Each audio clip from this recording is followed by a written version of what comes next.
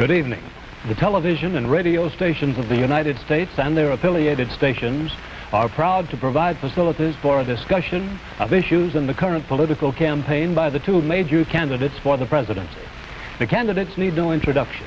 The Republican candidate, Vice President Richard M. Nixon, and the Democratic candidate, Senator John F. Kennedy. According to rules set by the candidates themselves, each man shall make an opening statement of approximately 8 minutes duration and a closing statement of approximately 3 minutes duration. In between, the candidates will answer or comment upon answers to questions put by a panel of correspondents. In this, the first discussion in a series of 4 joint appearances, the subject matter has been agreed will be restricted to internal or domestic American matters. And now for the first opening statement by Senator John F. Kennedy. Smith, Nixon. In the election of 1860, Abraham Lincoln said the question was whether this nation could exist half slave or half free. In the election of 1960, and with the world around us, the question is whether the world will exist half slave or half free, whether it will move in the direction of freedom, in the direction of the road that we are taking, or whether it will move in the direction of slavery. I think it will depend in great measure upon what we do here in the United States, that we build, on the kind of strength that we maintain. We discussed tonight domestic issues, but I would not want that to be any implication to be given that this does not involve directly our struggle with Mr. Khrushchev for survival. Mr. Khrushchev is in New York, and he maintains the communist offensive throughout the world because of the productive power of the Soviet Union itself. The Chinese communists have always had a large population, but they are important and dangerous now because they are mounting a major effort within their own country. The kind of country we have here, the kind of society we have, the kind of strength we build in the United States will be the defense of freedom. If we do well here, if we meet our obligations, if we're moving ahead, then I think freedom will be secure around the world. If we fail, then freedom fails. Therefore, I think the question before the American people is, are we doing as much as we can do? Are we as strong as we should be? Are we as strong as we must be if we're going to maintain our independence? And if we're going to maintain and hold out the hand of friendship to those who look to us for assistance, to those who look to us for survival? I should make it very clear that I do not think we're doing enough, that I am not satisfied as an American with the progress that we're making. This is a great country, but I think it could be a greater country. And this is a powerful country, but I think it could be a more powerful country. I'm not satisfied to have 50% of our steel mill capacity unused.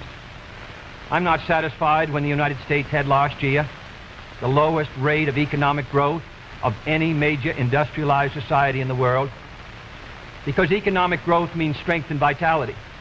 It means we're able to sustain our defenses. It means we're able to meet our commitments abroad. I'm not satisfied when we have over $9 billion worth of food, some of it rotting, even though there is a hungry world, and even though 4 million Americans wait every month for a food package from the government, which averages 5 cents a day per individual. I saw cases in West Virginia, here in the United States, where children took home part of their school lunch in order to feed their families, because I don't think we're meeting our obligation towards these Americans. I'm not satisfied when the Soviet Union is turning out twice as many scientists and engineers as we are. I'm not satisfied when many of our teachers are inadequately paid, or when our children go to school part-time shifts. I think we should have an educational system second to none. I'm not satisfied when I see men like Jimmy Hoffa in charge of the largest union in the United States, still free.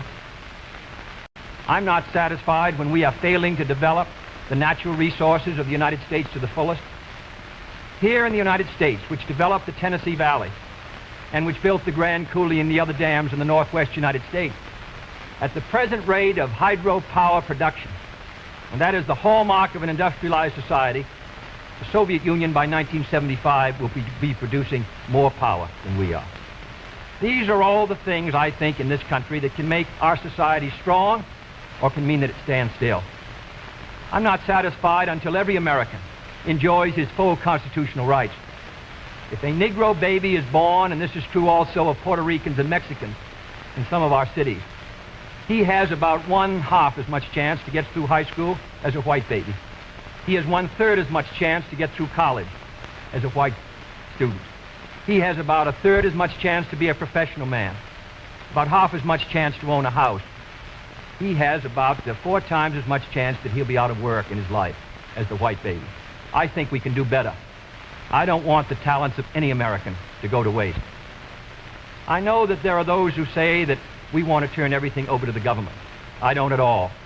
I want the individuals to meet their responsibilities. And I want the states to meet their responsibilities. But I think there is also a national responsibility. The argument has been used against every piece of social legislation in the last 25 years. The people of the United States individually could not have developed the Tennessee Valley. Collectively, they could have. A cotton farmer in Georgia, or a peanut farmer, or a dairy farmer in Wisconsin or Minnesota, he cannot protect himself against the forces of supply and demand in the marketplace, but working together in effective governmental programs, he can do so. 17 million Americans who live over 65 on an average Social Security check of about $78 a month. They're not able to sustain themselves individually, but they can sustain themselves through the Social Security system. I don't believe in big government, but I believe in effective governmental action. And I think that's the only way that the United States is going to maintain its freedom. It's the only way that we're going to move ahead. I think we can do a better job. I think we're going to have to do a better job if we are going to meet the responsibilities which time and events have placed upon us. We cannot turn the job over to anyone else. If the United States fails, then the whole cause of freedom fails. And I think it depends in great measure on what we do here in this country. The reason Franklin Roosevelt was a good neighbor in Latin America was because he was a good neighbor in the United States. Because they felt that the American society was moving again. I want us to recapture that image. I want people in Latin America and Africa and Asia to start to look to America, to see how we're doing things, to wonder what the President of the United States is doing, and not to look at Khrushchev or look at the Chinese communists. That is the obligation upon our generation. In 1933, Franklin Roosevelt said in his inaugural that this generation of Americans has a rendezvous with destiny. I think our generation of Americans has the same rendezvous. The question now is, can freedom be maintained under the most severe attack it has ever known? I think it can be. And I think in the final analysis, it depends upon what we do here. I think it's time America started moving again. And now the opening statement by Vice President Richard M. Nixon. Smith, Senator Kennedy, the things that Senator Kennedy has said, many of us can agree with. There is no question but that we cannot discuss our internal affairs in the United States without recognizing that they have a tremendous bearing on our international position. There is no question but that this nation cannot stand still because we are in a deadly competition, a competition not only with the men in the Kremlin, but the men in Peking. We're ahead in this competition, as Senator Kennedy, I think, has implied. But when you're in a race, the only way to stay ahead is to move ahead. And I subscribe completely to the spirit that Senator Kennedy has expressed tonight, the spirit that the United States should move ahead. Where then do we disagree? I think we disagree on the implication of his remarks tonight and on the statements that he has made on many occasions during his campaign to the effect that the United States has been standing still. We heard tonight, for example, the statement made that our growth in national product last year was the lowest of any industrial nation in the world. Now, last year, of course, was 1958. That happened to be a recession year. But when we look at the growth of GNP this year, a year of recovery, we find that it's 6 9/10% and one of the highest in the world today. More about that later. Looking then to this problem of how the United States should move ahead and where the United States is moving, I think it is well that we take the advice of a very famous campaigner, Let's look at the record. Is the United States standing still? Is it true that this administration, as Senator Kennedy has charged, has been an administration of retreat, of defeat, of stagnation? Is it true that as far as this country is concerned, in the field of electric power, in all of the fields that he has mentioned, we have not been moving ahead? Well, we have a comparison that we can make. We have the record of the Truman administration of 7.5 years and the 7.5 years of the Eisenhower administration. When we compare these two records in the areas that Senator Kennedy has discussed tonight, I think we find that America has been moving ahead. Let's take schools. We have built more schools in these last 7.5 years than we built in the previous 7.5, for that matter, in the previous 20 years. Let's take hydroelectric power. We have developed more hydroelectric power in these 7.5 years than was developed in any previous administration in history. Let us take hospitals. We find that more have been built in this administration than in the previous administration. The same is true of highways. Let's put it in terms that all of us can understand. We often hear gross national product discussed, and in that respect, may I say that when we compare the growth in this administration with that of the previous administration, that then there was a total growth of 11% over 7 years. In this administration, there's been a total growth of 19% over 7 years. That shows that there's been more growth in this administration than in its predecessor. But let's not put it there. Let's put it in terms of the average family. What has happened to you? We find that your wages have gone up 5 times as much in the Eisenhower administration as they did in the Truman administration. What about the prices you pay? We find that the prices you pay went up 5 times as much in the Truman administration as they did in the Eisenhower administration. What's the net result of this? This means that the average family income went up 15% in the Eisenhower years as against 2% in the Truman years. Now, this is not standing still. But, good as this record is, may I emphasize, it isn't enough. A record is never something to stand on. It's something to build on. And in building on this record, I believe that we have the secret for progress. We know the way to progress. And I think, first of all, our own record proves that we know the way. Senator Kennedy has suggested that he believes he knows the way. I respect the sincerity with which he makes that suggestion. But on the other hand, when we look at the various programs that he offers, they do not seem to be new. They seem to be simply retreads of the programs of the Truman administration which preceded it. And I would suggest that during the course of the evening he might indicate those areas in which his programs are new, where they will mean more progress than we had then. What kind of programs are we for? We are for programs that will expand educational opportunities, that will give to all Americans their equal chance for education, for all of the things which are necessary and dear to the hearts of our people. We are for programs, in addition, which will see that our medical care for the aged is much better handled than it is at the present time. Here again, may I indicate that Senator Kennedy and I are not in disagreement as to the aim. We both want to help the old people. We want to see that they do have adequate medical care. The question is the means. I think that the means that I advocate will reach that goal better than the means that he advocates. I could give better examples, but for whatever it is, whether it's in the field of housing or health or medical care or schools or the development of electric power, we have programs which we believe will move America, move her forward and build on the wonderful record that we have made over these past 7.5 years. Now, when we look at these programs, might I suggest that in evaluating them, we often have a tendency to say that the test of a program is how much you're spending. I will concede that in all the areas to which I have referred, Senator Kennedy would have the federal government spend more than I would have it spend. I costed out the cost of the Democratic platform.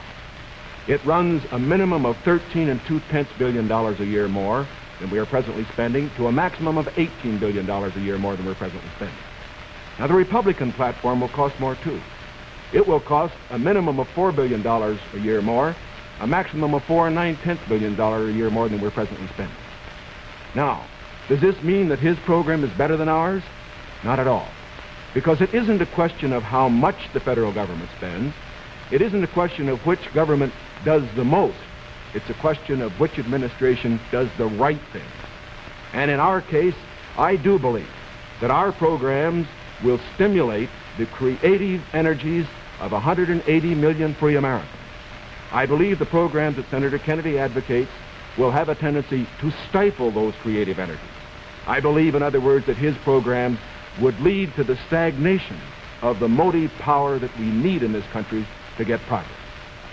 The final point that I would like to make is this. Senator Kennedy has suggested in his speeches that we lack compassion for the poor, for the old, and for others that are unfortunate. Let us understand throughout this campaign that his motives and mine are sincere. I know what it means to be poor. I know what it means to see people who are unemployed. I know Senator Kennedy feels as deeply about these problems as I do. But our disagreement is not about the goals for America, but only about the means to reach those goals. Thank you, Mr. Nixon. That completes the opening statements, and now the candidates will answer questions or comment upon one another's answers to questions put by correspondents of the networks. The correspondents. I'm Sandra Van Oker, NBC News. I'm Charles Warren, Mutual News. I'm Stuart Novin, CBS News. Bob Fleming, ABC News. The first question to Senator Kennedy from Mr. Fleming. Senator, the Vice President in his campaign has said that you are naive and at times immature. He has raised the question of leadership. On this issue, why do you think people should vote for you rather than the Vice President? Well, the Vice President and I came to the Congress together. 1946, we both served in the Labor Committee. I've been there now for 14 years, the same period of time that he has. So that our experience in government is comparable. Secondly, I think the question is, what are the programs that we advocate? What is the party record that we lead? I come out of the Democratic Party, which in this century has produced Woodrow Wilson and Franklin Roosevelt and Harry Truman, and which supported and sustained these programs which I've discussed tonight. Mr. Nixon comes out of the Republican Party. He was nominated by it. And it is a fact that through most of these last 25 years, the Republican leadership has opposed federal aid for education, medical care for the aged, development of the Tennessee Valley, development of our natural resources. I think Mr. Nixon is an effective leader of his party. I hope he would grant me the same. The question before us is, which point of view and which party do we want to lead the United States? Mr. Nixon, would you like to comment on that statement? I have no comment. The next question, Mr. Novin. Mr. Vice President, your campaign stresses the value of your 8-year experience, and the question arises as to whether that experience was as an observer or as a participant or as an initiator of policy making. Would you tell us, please, specifically what major proposals you have made in the last 8 years that have been adopted by the administration? It would be rather difficult to cover them in 2.5 minutes. I would suggest that these proposals could be mentioned. First, after each of my foreign trips, I have made recommendations that have been adopted. For example, after my first trip abroad, I strongly recommended that we increase our exchange programs, particularly as they related to exchange of persons, of leaders in the labor field and in the information field. After my trip to South America, I made recommendations that a separate inter-American lending agency be set up, which the South American nations would like much better than to participate in the lending agencies which treated all the countries of the world the same. I have made other recommendations after each of the other trips. For example, after my trip abroad to Hungary, I made some recommendations with regard to the Hungarian refugee situation, which were adopted not only by the President, but some of them were enacted into law by the Congress. Within the administration, as a chairman of the President's Committee on Price Stability and Economic Growth, I have had the opportunity to make recommendations which have been adopted within the administration and which I think have been reasonably effective. I know Senator Kennedy suggested in a speech at Cleveland yesterday that that committee had not been particularly effective. I would only suggest that while we do not take the credit for it, I would not presume to, that since that committee has been formed, the price line has been held very well within the United States. Well, I would say in the latter that and that's what I found somewhat unsatisfactory about the figures, Mr. Nixon, that you used in your previous speech. When you talk about the Truman administration, Mr. Truman came to office in 1944 and at the end of the war, and difficulties that were facing the United States during that period of transition, 1946, when price controls were lifted. So it's rather difficult to use an overall figure of taking those 7.5 years and comparing them to the last 8 years. I'd prefer to take the overall percentage record of the last 20 years of the Democrats and the 8 years of the Republicans to show an overall period of growth. In regard to price stability, I'm not aware that that committee did produce recommendations that ever were certainly before the Congress from the point of view of legislation in regard to controlling prices. In regard to the exchange of students, of labor unions, I am chairman of the subcommittee on Africa, and I think that one of the most unfortunate phases of our policy towards that country was the very minute number of exchanges that we had. I think it's true of Latin America also. We did come forward with a program of students for the Congo of over 300, which was more than the federal government had for all of Africa the previous year. So that I don't think that we have moved, at least in those two areas, with sufficient vigor. The next question to Senator Kennedy from Mr. Warren. Senator Kennedy, during your brief speech a few minutes ago, you mentioned farm surpluses. I'd like to ask this. It's a fact, I think, that presidential candidates traditionally make promises to farmers. Lots of people, I think, don't understand why the government pays farmers for not producing certain crops, or paying farmers if they overproduce, for that matter. Now, let me ask, sir, why can't the farmer operate like the businessman who operates a factory? If an auto company overproduces a certain model of car, Uncle Sam doesn't step in and buy up the surplus. Why this constant courting of the farmer? Well, because I think that if the federal government moved out of the program and withdrew its supports, then I think you would have complete economic chaos. The farmer plants in the spring and harvests in the fall. There are hundreds of thousands of them. They're not able to control their market very well. They bring their crops in or their livestock in, many of them about the same time. They have only a few purchasers that buy their milk or their hogs, few large companies in many cases, and therefore the farmer is not in a position to bargain very effectively in the marketplace. I think the experience of the 20s has shown what a free market could do to agriculture. And if the agricultural economy collapses, then the economy of the rest of the United States sooner or later will collapse. The farmers are the #1 market for the automobile industry of the United States. The automobile industry is the #1 market for steel. So if the farmer's economy continues to decline as sharply as it has in recent years, then I think you would have a recession in the rest of the country. So I think the case for the government intervention is a good one. Secondly, my objection to present farm policy is that there are no effective controls to bring supply and demand into better balance. The dropping of the support price in order to limit production does not work. And we now have the highest surpluses, $9 billion worth. We've had a higher tax load from the Treasury for the farmer in the last few years with the lowest farm income in many years. I think that this farm policy has failed. And my judgment, the only policy that will work will be for effective supply and demand to be in balance. And that can only be done through governmental action. I therefore suggest that in those basic commodities which are supported, that the federal government, after endorsement by the farmers in that commodity, attempt to bring supply and demand into balance. Attempt effective production controls so that we won't have that 5 or 6% surplus which breaks the price 15 or 20%. I think Mr. Benson's program has failed. And I must say, after reading the Vice President's speech before the farmers as he read mine, I don't believe that it's very much different from Mr. Benson. I don't think it provides effective governmental controls. I think the support prices are tied to the average market price of the last 3 years, which was Mr. Benson's theory. I therefore do not believe that this is a sharp enough breach with the past to give us any hope of success for the future. Mr. Nixon, comment? I, of course, disagree with Senator Kennedy insofar as his suggestion as to what should be done on the farm program. He has made the suggestion that what we need is to move in the direction of more government controls, a suggestion that would also mean raising prices that the consumers pay for products and imposing upon the farmers controls on acreage even far more than they have today. I think this is the wrong direction. I don't think this has worked in the past. I do not think it will work in the future. The program that I have advocated is one which departs from the present program that we have in this respect. It recognizes that the government has a responsibility to get the farmer out of the trouble he presently is in because the government got him into it. And that's the fundamental reason why we can't let the farmer go by himself at the present time. The farmer produced these surpluses because the government asked him to through legislation during the war.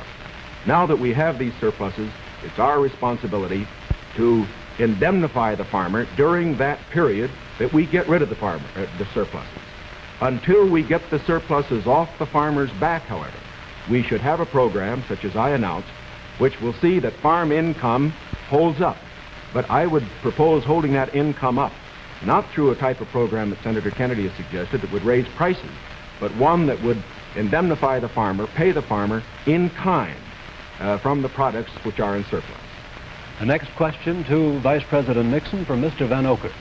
Mr. Vice President, since the question of executive leadership is a very important campaign issue, I'd like to follow Mr. Noven's question. Now, Republican campaign slogans, you'll see them on signs around the country as we did last week, say, it's experience that counts. That's over a picture of yourself, sir. Implying that you've had more governmental executive decision-making experience than your opponent. Now, in his news conference on August 24th, President Eisenhower was asked to give one example of a major idea of yours that he adopted. His reply was, and I'm quoting, "If you give me a week, I might think of one. I don't remember." Now, that was a month ago, sir, and the President hasn't brought it up since. And I'm wondering, sir, if you can clarify which version is correct, the one put out by Republican campaign leaders or the one put out by President Eisenhower? Well, I would suggest, Mr. Van Oker, that if you know the President, that was probably a facetious remark. I would also suggest that insofar as his statement is concerned, that I think it would be improper for the President of the United States to disclose the instances in which members of his official family had made recommendations, as I have made them through the years, to him which he has accepted or rejected. The President has always maintained, and very properly so, that he is entitled to get what advice he wants from his cabinet and from his other advisors without disclosing that to anybody, including, as a matter of fact, to Congress. Now, I can only say this. Through the years, I have sat in the National Security Council. I have been in the cabinet. I have met with the legislative leaders. I have met with the President when he made the great decisions with regard to Lebanon, Kimoy Matsu, other matters. The President has asked for my advice. I have given it. Sometimes my advice has been taken. Sometimes it is not. I do not say that I have made the decisions, and I would say that no president should ever allow anybody else to make the major decisions. The President only makes the decisions. All that his advisors do is to give counsel when he asks for it. As far as what experience counts and whether that is experience that counts, that isn't for me to say. I can only say that my experience is there for the people to consider. Senator Kennedy's is there for the people to consider. As he pointed out, we came to the Congress in the same year. His experience has been different from mine. Mine has been in the executive branch. His has been in the legislative branch. I would say that the people now have the opportunity to evaluate his as against mine, and I think both he and I are going to abide by whatever the people decide. Senator Kennedy? Well, I'll just say that the question is of experience, and the question also is what our judgment is of the future, and what our goals are for the United States, and what ability we have to implement those goals. Abraham Lincoln came to the presidency in 1860 after a rather little-known session in the House of Representatives, and after being defeated for the Senate in 58 and was a distinguished president. There is no certain road to the presidency. There are no guarantees that if you take one road or another that you will be a successful president. I have been in the Congress for 14 years.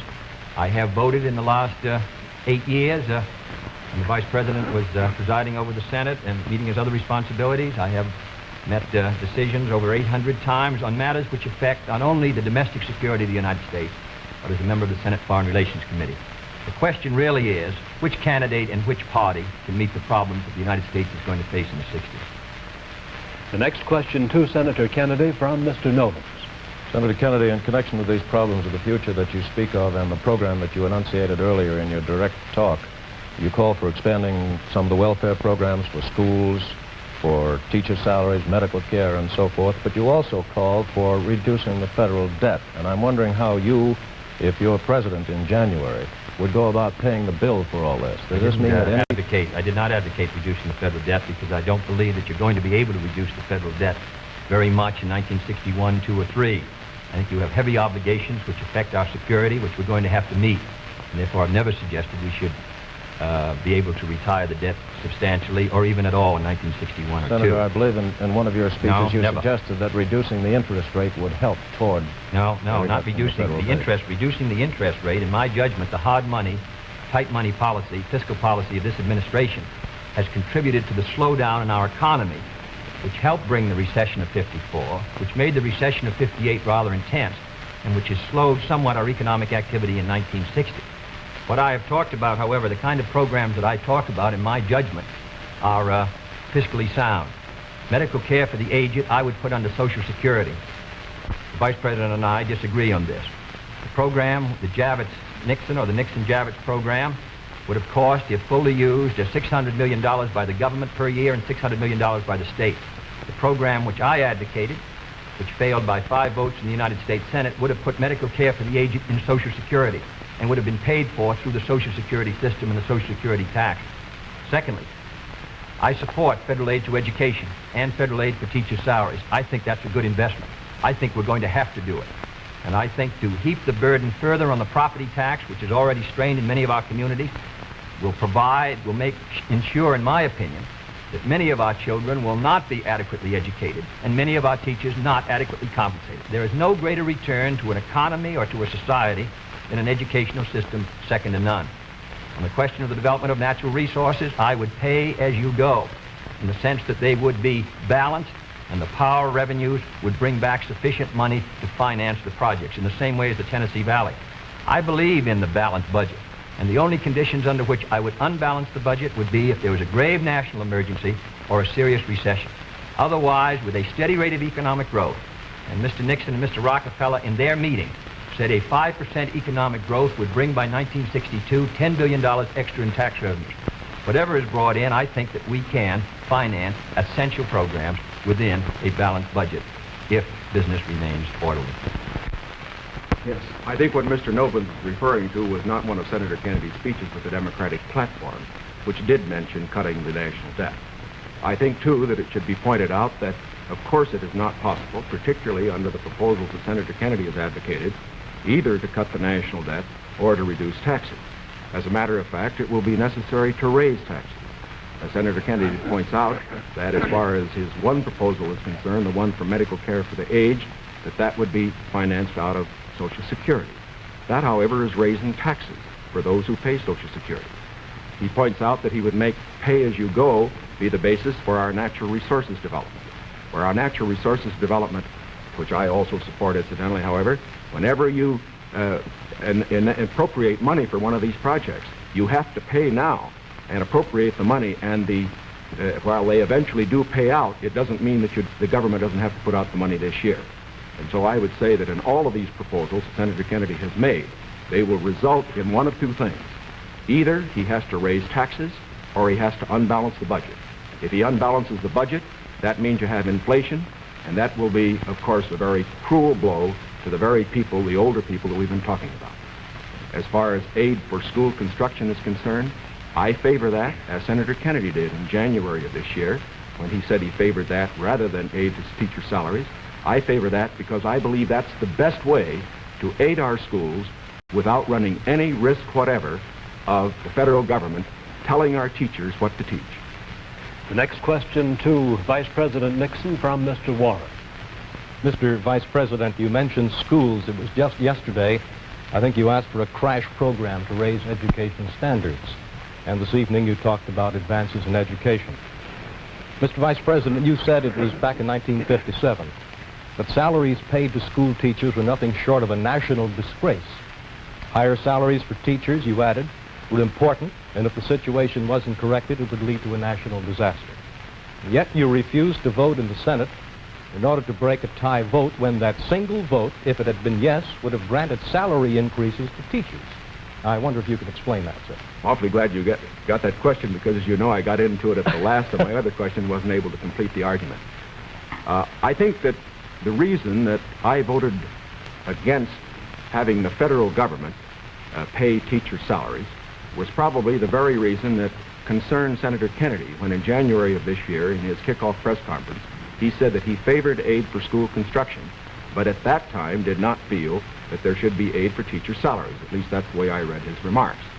Now, why should there be any question about the federal government aiding teacher salaries? Why did Senator Kennedy take that position then? Why do I take it now?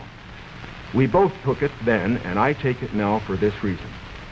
We want higher teacher salaries. We need higher teacher salaries. But we also want our education to be free of federal control. When the federal government gets the power to pay teachers, inevitably, in my opinion, it will acquire the power to set standards and to tell the teachers what to teach. I think this would be bad for the country. I think it would be bad for the teaching profession. There is another point that should be made. I favor higher salaries for teachers. But as Senator Kennedy said in January of this year in the same press conference, the way that you get higher salaries for teachers is to support school construction, which means that all the local school districts in the various states then have money which is freed to raise the standards for teacher salaries. I should also point out this. Once you put the responsibility on the federal government for paying a portion of teacher salaries, your local communities and your states are not going to meet the responsibility as much as they should. I believe, in other words, that we have seen the local communities in the state assuming more of that responsibility. Teacher salaries, very fortunately, have gone up 50% in the last 8 years, as against only a 34% rise for other salaries. This is not enough. It should be more. But I do not believe that the way to get more salaries for teachers is to have the federal government get in with a massive program. My objection here is not the cost in dollars. My objection here is the potential cost in controls and eventual freedom for the American people by giving the federal government power over education. And that is the greatest power a government can have. Senator Kennedy's comment? When the Vice President quotes me in January 60, I do not believe the federal government should pay directly teacher salaries, but that was not the issue before the Senate in February. The issue before the Senate was that the money would be given to the state. The state then could determine whether the money would be spent for school construction or teacher salary. On that question, the Vice President and I disagreed. I voted in favor of that proposal and supported it strongly because I think that that provided assistance to our teachers for their salaries without any chance of federal control. And it is on that vote that Mr. Nixon and I disagreed, and his tie vote his breaking the tie defeated the proposal. I don't want the federal government paying teachers' salaries directly, but if the money will go to the states, and the states can then determine whether it shall go for school construction or for teacher salaries, in my opinion, you protect the local authority over the school board and the school committee. And therefore, I think that was a sound proposal, and that is why I supported it, and I regret that it did not pass. Secondly, there have been statements made that the Democratic platform would cost a good deal of money, and that I'm in favor of unbalancing the budget. That is wholly wrong, wholly in error, and it is a fact that in the last 8 years, the Democratic Congress has reduced the request for the appropriation by over $10 billion. That is not my view, and I think it ought to be stated very clearly on the record. My view is that you can do these programs, and they should be carefully drawn within a balanced budget if our economy is moving ahead. The next question to Senator Kennedy from Mr. Van Oker. Senator, you've been promising the voters that if you are elected president, you'll try and push through Congress bills on medical aid to the aged, a comprehensive minimum hourly wage bill, federal aid to education. Now, in the August post-convention session of the Congress, when you at least held up the possibility you could one day be president, and when you had overwhelming majorities, especially in the Senate, you could not get action on these bills. Now, how do you feel that you'll be able to get them in January if you weren't able to get them in August? If I may take the bills, we did pass in the Senate a bill to provide a $1.25 minimum wage. It failed because the House did not pass it, and the House failed by 11 votes. And I might say that 2/3 of the Republicans in the House voted against a $1.25 minimum wage, and a majority of the Democrats sustained it. Nearly 2/3 of them voted for the $1.25. We were threatened by a veto if we passed $1.25. It's extremely difficult, with the great power that the president does, to pass any bill when the president is opposing. All the president needs to sustain his veto of any bill is 1/3 plus 1 in either the House or the Senate. Second, we passed a federal aid to education bill in the Senate. It failed to come to the floor of the House of Representatives. It was killed in the Rules Committee. And it is a fact in the August session that the 4 members of the Rules Committee who were Republicans, joining with 2 Democrats, voted against sending the aid to education bill to the floor of the House. 4 Democrats voted for it. Every Republican on the Rules Committee voted against sending that bill to be considered by the members of the House of Representatives. Thirdly, on medical care for the aged. This is the same fight that's been going on for 25 years in Social Security. We wanted to tie it to Social Security. We offered an amendment to do so. 44 Democrats voted for it. 1 Republican voted for it. And we were informed at the time it came to a vote that if it was adopted, the President of the United States would veto it. In my judgment, a vigorous Democratic president, supported by a Democratic majority in the House and Senate, can win the support for these programs. But if you send a Republican president and a Democratic majority, and the threat of a veto hangs over the Congress, in my judgment, you will continue what happened in the August session, which is a clash of parties and inaction. Mr. Nixon, comment? Well, obviously, my views are a little different. First of all, I don't see how it's possible for a 1/3 of a body, such as the Republicans have in the House and the Senate, to stop 2/3 if the 2/3 are adequately led. I would say, too, that when Senator Kennedy refers to the action of the House Rules Committee, there are 8 Democrats on that committee and 4 Republicans. It would seem to me, again, that it is very difficult to blame the 4 Republicans for the 8 Democrats not getting something through that particular committee. I would say further that to blame the President and his veto power for the inability of the Senator and his colleague to get action in this special session misses the mark. When the President exercises his veto power, he has to have the people behind him, not just 1/3 of the Congress. Because let's consider it. If the majority of the members of the Congress felt that these particular proposals were good issues, majority of those who were Democrats, why didn't they pass them and send to the President and get a veto and have an issue? The reason why these particular bills in these various fields that have been mentioned were not passed was not because the President was against them. It was because the people were against them. It was because they were too extreme. And I am convinced that the alternate proposals that I have, that the Republicans have in the field of health, in the field of education, in the field of welfare, because they are not extreme, because they will accomplish the end without too great cost in dollars or in freedom, that they could get through the next Congress. The next question to Vice President Nixon from Mr. Fleming. Mr. Vice President, do I take it then you believe that you could work better with Democratic majorities in the House and Senate, and Senator Kennedy could work with Democratic majorities in the House and Senate? I would say this, that we, of course, expect to pick up some seats in both in the House and the Senate. We would hope to control the House, to get a majority in the House in this election. We cannot, of course, control the Senate. I would say that a president will be able to lead. A president will be able to get his program through to the effect that he has the support of the country, the support of the people. Sometimes we get the opinion that in getting programs through the House or the Senate, it's purely a question of legislative finagling and all that sort of thing. It isn't really that. Whenever a majority of the people are for a program, the House and the Senate responds to it. And whether this House and Senate in the next session is Democratic or Republican, if the country will have voted for the candidate for the presidency and for the proposals that he has made, I believe that you will find that the president, if it were a Republican, as it would be in my case, would be able to get his program through that Congress. Now, I also say that as far as Senator Kennedy's proposals are concerned, that, again, the question is not simply one of a presidential veto stopping programs. You must always remember that a president can't stop anything unless he has the people behind him. And the reason President Eisenhower's vetoes have been sustained, the reason the Congress does not send up bills to him which they think will be vetoed, is because the people and the Congress, a majority of them, know the country is behind the president. Senator Kennedy? Well, now let's look at these bills that the Vice President suggests were too extreme. One was a bill for $1.25 an hour for anyone who works in a store or a company that has $1 million a year business. I don't think that's extreme at all.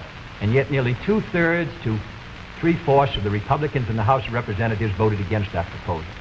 Secondly was the federal aid to education bill. It was a very, because of the defeat of teacher salaries, it was not a bill that met, in my opinion, the need. The fact of the matter is, it was a bill that was less than you recommended, Mr. Nixon, this morning in your proposal. It was not an extreme bill. And yet we could not get one Republican to join. At least, I think, 4 of the 8 Democrats voted to send it to the floor of the House, not one Republican, and they joined with those Democrats who were opposed to it. I don't say the Democrats are united in their support of the program, but I do say a majority are, and I say a majority of the Republicans are opposed to it. The third is medical care for the aged, which is tied to Social Security, which is financed out of Social Security funds. Does not put a deficit on the Treasury. The proposal advanced by you and by Mr. Javits would have cost $600 million. Mr. Rockefeller rejected it in New York, said he didn't agree with the financing at all, said it ought to be on Social Security. So these are 3 programs which are quite moderate. I think it shows the difference between the 2 parties. One party is ready to move in these programs, the other party gives them lip service. Mr. Warren's question for Senator Kennedy. Senator Kennedy, on another subject, communism is so often described as an ideology or a belief that exists somewhere other than in the United States. Let me ask you, sir, just how serious a threat to our national security are these communist subversive activities in the United States today? Well, I think they're serious. I think it's a matter that we should continue to give great care and attention to. We should support the laws which the United States has passed in order to protect us from those who would destroy us from within. We should sustain the Department of Justice in its efforts and the FBI, and we should be continually alert. I think if the United States is maintaining a strong society here in the United States, I think that we can meet any internal threat. The major threat is external and will continue. Mr. Nixon, comment? I agree with Senator Kennedy's appraisal generally in this respect. The question of communism within the United States has been one that has worried us in the past. It is one that will continue to be a problem for years to come. We have to remember that the Cold War that Mr. Khrushchev is waging and his colleagues are waging is waged all over the world, and it's waged right here in the United States. That's why we have to continue to be alert. It is also essential in being alert that we be fair. Fair because by being fair, we uphold the very freedoms that the communists would destroy. We uphold the standards of conduct which they would never follow. And in this connection, I think that we must look to the future, having in mind the fact that we fight communism at home, not only by our laws to deal with communists, the few who do become communists and the few who do become fellow travelers, but we also fight communism at home by moving against those various injustices which exist in our society, which the communists feed upon. And in that connection, I again would say that while Senator Kennedy says we are for the status quo, I do believe that he would agree that I am just as sincere in believing that my proposals for federal aid to education, my proposals for health care, are just as sincerely held as his. The question, again, is not one of goals. We're for those goals. It's one of means. Mr. Van Oker's question for Vice President Nixon. Mr. Vice President, in one of your earlier statements, you said, we've moved ahead, we've built more schools, we've built more hospitals. Now, sir, isn't it true that the building of more schools is a local matter for financing? Were you claiming that the Eisenhower administration was responsible for the building of these schools, or is it the local school districts that provide for them? Not at all. As a matter of fact, your question brings out a point that I'm very glad to make. Too often, in appraising whether we are moving ahead or not, we think only of what the federal government is doing. Now, that isn't the test of whether America moves. The test of whether America moves is whether the federal government, plus the state government, plus the local government, plus the biggest segment of all, individual enterprise, moves. We have, for example, a gross national product of approximately $500 billion. Roughly $100 billion to $125 billion of that is the result of government activity. $400 billion, approximately, is a result of what individuals do. Now, the reason the Eisenhower administration has moved, the reason that we've had the funds, for example, locally, to build the schools and the hospitals and the highways, to make the progress that we have is because this administration has encouraged individual enterprise. And it has resulted in the greatest expansion of the private sector of the economy that has ever been witnessed in an 8-year period. And that is growth. That is the growth that we are looking for. It is the growth that this administration has supported and that its policies have stimulated. Senator Kennedy? Well, I must say, I think the reason that the schools have been constructed is because the local school districts were willing to increase the property taxes to a tremendously high figure. And in my opinion, almost the point of diminishing returns in order to sustain these schools. Secondly, I think we have a rich country, and I think we have a powerful country. I think what we have to do, however, is have the president and the leadership set before our country exactly what we must do in the next decade if we're going to maintain our security in education, in economic growth, in development of natural resources. The Soviet Union is making great gains. It isn't enough to compare what might have been done 8 years ago, or 10 years ago, or 15 years ago, or 20 years ago. I want to compare what we're doing with what our adversaries are doing, so that by the year 1970, the United States is ahead in education, in health, in building, in homes, in economic strength. I think that's the big assignment, the big task, the big function of the federal government. Can I have the summation time, please? We've completed our questions and our comments, and in just a moment we'll have the summation time. This will allow 3 minutes and 20 seconds for the summation by each candidate. 3 minutes and 20 seconds for each candidate. Vice President Nixon, will you make the first summation? Thank you, Mr. Smith. Senator Kennedy. First of all, I think it is well to put in perspective where we really do stand with regard to the Soviet Union in this whole matter of growth. The Soviet Union has been moving faster than we have. But the reason for that is obvious. They start from a much lower base. Although they have been moving faster in growth than we have, we find, for example, today, that their total gross national product is only 44% of our total gross national product. That's the same percentage that it was 20 years ago. And as far as the absolute gap is concerned, we find that the United States is even further ahead than it was 20 years ago. Is this any reason for complacency? Not at all. Because these are determined men. They are fanatical men. And we have to get the very most out of our economy. I agree with Senator Kennedy completely on that score. Where we disagree is in the means that we would use to get the most out of our economy. I respectfully submit that Senator Kennedy too often would rely too much on the federal government, on what it would do to solve our problems, to stimulate growth. I believe that when we examine the Democratic platform, when we examine the proposals that he has discussed tonight, when we compare them with the proposals that I have made, that these proposals that he makes would not result in greater growth for this country than would be the case if we followed the programs that I have advocated. There are many of the points that he has made that I would like to comment upon. The one in the field of health is worth mentioning. Our health program, the one that Senator Javits and other Republican senators as well as I supported, is one that provides for all people over 65 who want health insurance the opportunity to have it if they want it. It provides a choice of having either government insurance or private insurance. But it compels nobody to have insurance who does not want it. His program under Social Security would require everybody who had Social Security to take government health insurance whether he wanted it or not. And it would not cover several million people who are not covered by Social Security at all. Here is one place where I think that our program does a better job than his. The other point that I would make is this. This downgrading of how much things cost, I think many of our people will understand better when they look at what happened during the Truman administration when the government was spending more than it took in. We found savings over a lifetime eaten up by inflation.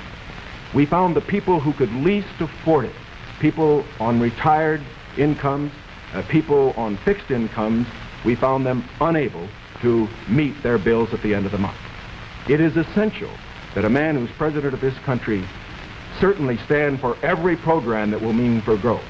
And I stand for programs that will mean growth and progress.